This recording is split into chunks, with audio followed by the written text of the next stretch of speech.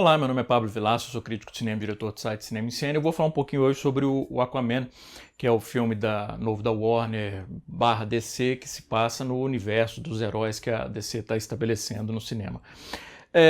Existe uma diferença, e eu sei que é um porra esse negócio de ficar sempre que fala da DC, falar da Marvel, fala da Marvel, fala da DC, mas enfim, existe uma diferença muito grande nas abordagens cinematográficas nos filmes da Marvel e os filmes da DC. Os filmes da Marvel, eles não têm medo de abraçar o aspecto juvenil, né, dos seus universos, dos seus personagens, e isso é refletido em todos os seus elementos estéticos e de linguagem, a agilidade, o humor, as cores, que são mais vivas, etc. Os filmes do universo da DC, e aí eu estou falando, obviamente, não dos filmes do Batman, do Christopher Nolan, e do Superman do Richard Donner, embora os filmes do Batman, do Christopher Nolan, tenham obviamente influenciado na sua atmosfera o universo que o Zack Snyder passou a supervisionar depois, são filmes que tendem a ter uma paleta mais cinzenta, dessaturada, as cores muito lavadas, fracas, um universo mais pesado, sombrio. Isso se reflete na personalidade dos personagens, nos diálogos, na própria dinâmica do filme. E não tem funcionado muito bem, com algumas raras exceções. Isso começou a mudar com Mulher Maravilha, que a Patty Jenkins, a diretora do filme, principalmente nas cenas que mostrava a origem da heroína, ela investiu um pouco mais de cores, sem fugir completamente do esquema criado pelo Zack Snyder, por uma questão de coerência interna. Esse Aquaman, do James Wan, foge completamente. É claro, ele tem aqui e ali seus momentos em que a gente vê ecos daquela paleta, ecos daquele tom da atmosfera sombria, mas de modo geral, o filme do Aquaman me lembrou muito mais a abordagem da Marvel no cinema do que os filmes da DC. O que eu acho que é bem-vindo por personagem, que não deixa de ser um personagem bobo. E aliás, de modo geral, claro que a gente pode usar os personagens, os super-heróis como arquétipos e tal, mas existe uma certa tolice, e eu estou falando tolice com carinho, com afeto, não é tolice pejorativa, que faz parte do próprio conceito de super-herói. E o Aquaman, o herdeiro de Atlântida, fala com os peixes, é óbvio que ele tem esse elemento de tolice grande. E o filme abraça isso. O filme, desde o início, e inclusive na interpretação do Jason Momoa, deixa muito claro que a abordagem do filme vai ser uma abordagem de humor, vai ser uma abordagem juvenil. Que aquele peso, aqueles traumas do passado, embora existam no filme, eles vão ser tratados de uma maneira mais leve.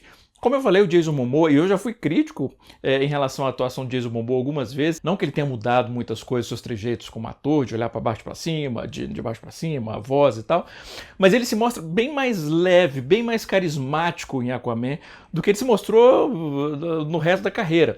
Desde o início fica muito claro que o Aquaman se diverte com seus poderes, ele se diverte em ser um super-herói. E isso faz uma diferença porque imprime ao filme um humor e uma energia que faz muito bem a ele e que deixa o espectador já preparado para a história que vai vir.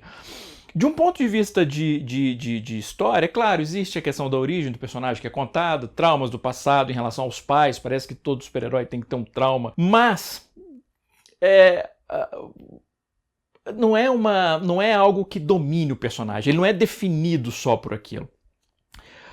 O que eu acho interessante na abordagem do James Wan, como eu falei, é um filme muito vivo, visualmente falando, e é bonito, é um filme muito, muito, muito bonito. Existem certos planos no filme, por exemplo, que eu confesso me deixaram absolutamente encantado. Existe um, é claro, não vou dar spoiler, mas existe um, por exemplo, em que o Aquaman e a Mera, que é a personagem da Amber Heard, que acompanha ele no filme, eles estão mergulhando e ele está carregando um sinal daqueles de alto mar, de fogo, que emite um fogo e tal, não sei, eu esqueci o nome completamente daquilo, e a gente vê a distância eles descendo enquanto tem criaturas atrás dele, e esse risco e essa sombra vermelha que se espalha no mar é lindíssimo, é um quadro lindíssimo.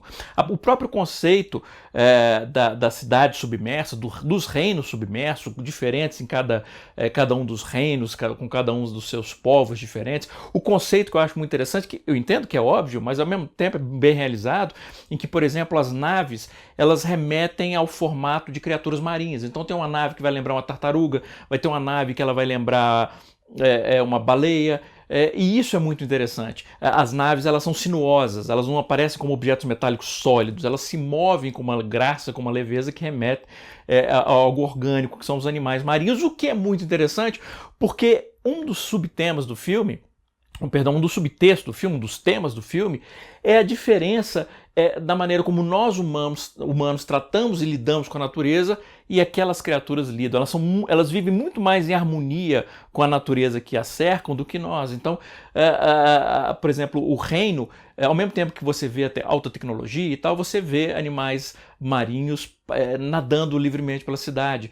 E uma das coisas que eles ressentem é a poluição que a gente joga. Então existe inclusive um subtexto, um tema ecológico consciente no filme que eu acho bacana. Quando você ainda consegue colocar uma mensagenzinha sem que ela domine o filme. O filme não é ostensivamente sobre isso. Mas enfim, é um filme leve, é um filme divertido.